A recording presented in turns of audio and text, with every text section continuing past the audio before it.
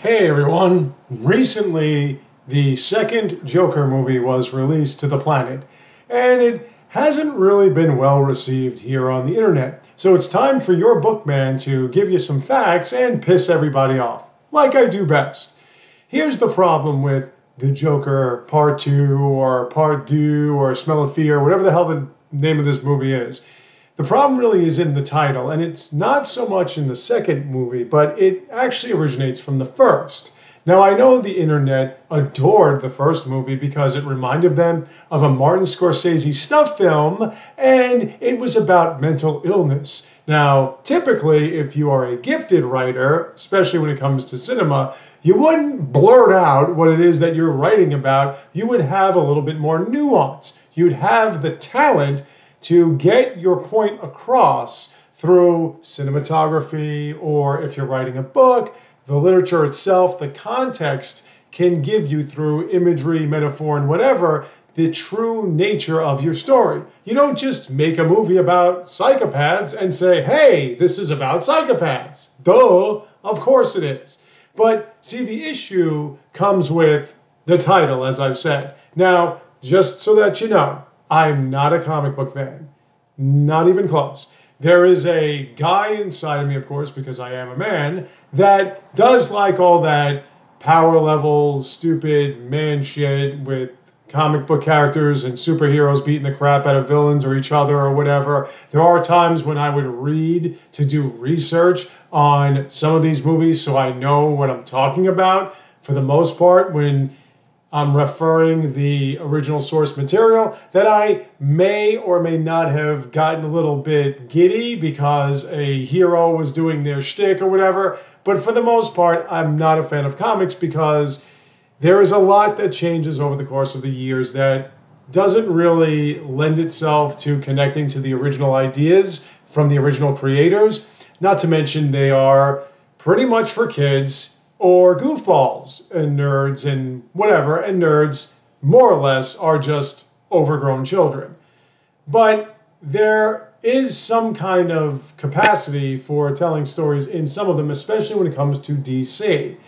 Now, the issue is that originally the Joker was pretty much a horror-like character and then more or less maintained himself as somebody that you rooted for in more of a dark manner, but he was typically put together or typically assigned for one task: to offset Batman's dark, morbid, angry, hostile manner with just being over-the-top insane and enjoying himself to the point where he did stuff like cut his own face off and stupid shit like that as it went along. But there was never really, from what I have read, a backstory outside the one in The Killing Joke, and it had nothing to do with some psycho or somebody who's dealing with mental illness. Excuse me, I'll be tender in this video.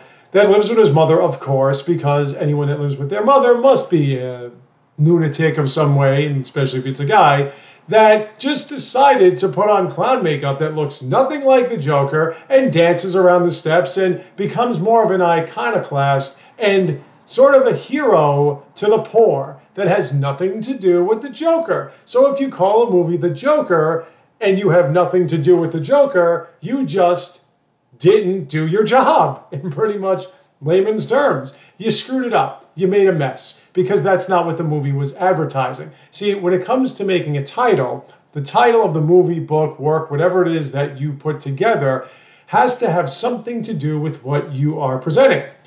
When you say the Joker, I'll put it in more United States terms, you're selling the idea that you're giving people the Joker from the comics, and you gave them this completely different character that is totally devoid of the actual Joker. Now, once more, the people on the internet that think themselves critics thought it was phenomenal because the fact it was gritty, it was mature, it had violence and excessive cursing. Joaquin Phoenix was really good in it. Well, yeah, that's Joaquin Phoenix. That's not really pulling any strings anywhere. It's not really doing a serious number. It's not putting a lot of effort into it. It's just saying, hey, Joaquin Phoenix, play a maniac. All right, there you have it. No big whoop. But whatever the case, it also goes back to what I've been saying before, where people enjoyed it because some of those that did felt as if it touched them in a way because they themselves are dealing with emotional or even some semblance of mental issues. And thus it's kind of like a rallying cry for them that now you can pay attention to whatever your personal issues are. This is the problem. Movies, art in general, it's not supposed to be about you personally. It's not supposed to look for a target audience. You write something that you believe in, and it's supposed to speak to everybody. Whether or not you enjoy it, it should speak to you. It shouldn't be just that you like it because it's about you or resembles you or it reflects you. So I'm sure that if I actually saw the first Joker movie, I would think it's a pile of shit because you said you were giving me the Joker and you gave me this morose, bland, colorless, dark movie that's devoid of any kind of humor, doesn't make me actually kind of root for the guy to do something even more over the top. It's just Joaquin Phoenix playing pretty much any other role. The guy played a man in love with a cell phone. I think he can handle that. But it's once more a connection trying to redo the Heath Ledger Joker, which really wasn't the Joker either, but it was a tremendous performance in a movie that was actually decently written.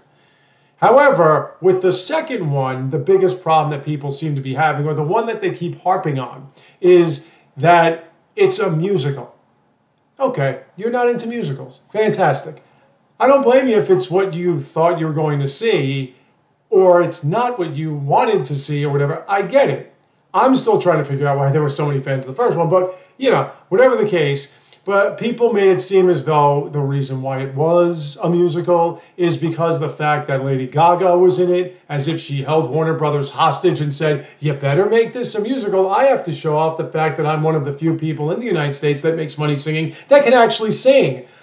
Or that it was forced on them because she was in it or she just wanted to be a part of it, as if the House of Gucci had anything to do with being a musical. She was in that too, wasn't she? I mean, whatever the case, it seems like that was the original idea, to sort of go above and beyond, over the top, without actually being over the top Joker.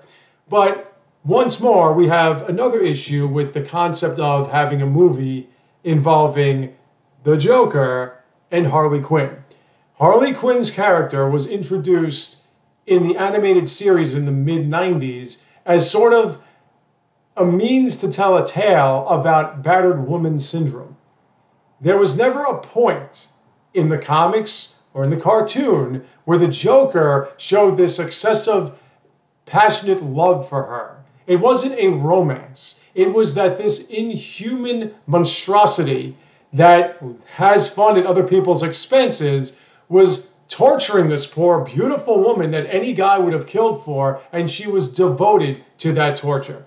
This is what her character was supposed to be. And if I'm not mistaken, I know in the later cartoons, I think in the comics too, she actually ends up at least falling in love and I think marrying Poison Ivy, because a woman that was obsessed with a man would definitely marry a woman that is a plant that despises humanity. I'm just, whatever comics want to do, you do it. I have no problem with that. I didn't even read anyway, not my thing. But I'm just saying that in the comics, Harley Quinn turned so hard against the idea of being in a relationship with the Joker because of all the things he did to her that she actually went with a plant woman. So the whole thing about the dumb romance between the two and making it more or less about that, once more, completely deviates from the comic or the original source material. So here's my thing when it comes to Hollywood. If you're going to make a movie about somebody with mental issues, is a means to tell a story about how the United States doesn't handle people with mental issues, and then make a sequel about his musical romance,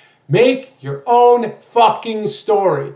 It annoys the hell out of me when people completely deviate the original ideas or deviate from the original ideas of works that other people did before them.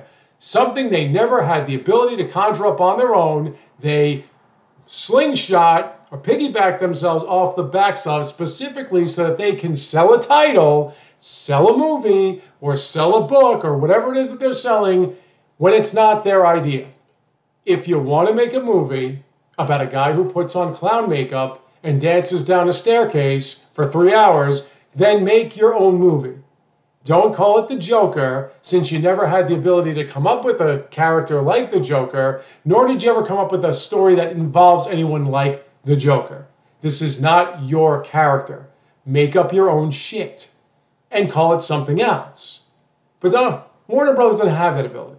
They have to just keep acting like they're giving you DC movies and they're giving you nothing other than their own movies, claiming they have nothing to do. Like, why they always want a reimagination of Superman.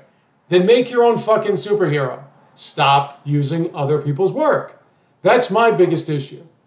When you keep claiming something is somebody else's work and it's completely different, just make something completely different. At least have the ability to do that. But no.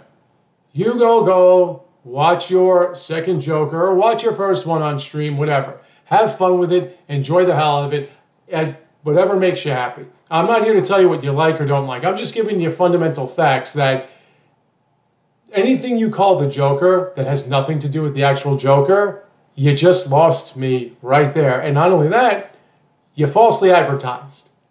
You didn't give everybody what you said you were going to. If you want to make something that is unique to you, make it unique to you. Don't steal somebody else's idea. That's all. You stole someone's idea. Congratulations, it worked the first time. Doesn't seem like it's working the second time. But is it because of Lady Gaga singing? Is it because of Joaquin Phoenix singing? Is it because the fucking cops arresting them are singing? Probably not. It's most likely because of the fact that, like the original one, it has nothing to do with what it's saying it's all about. But, hey, whatever. You believe what you want to believe and you enjoy what you want to enjoy. I thank you all for watching. I have more views soon to come, so stay tuned, take care, and have a great day.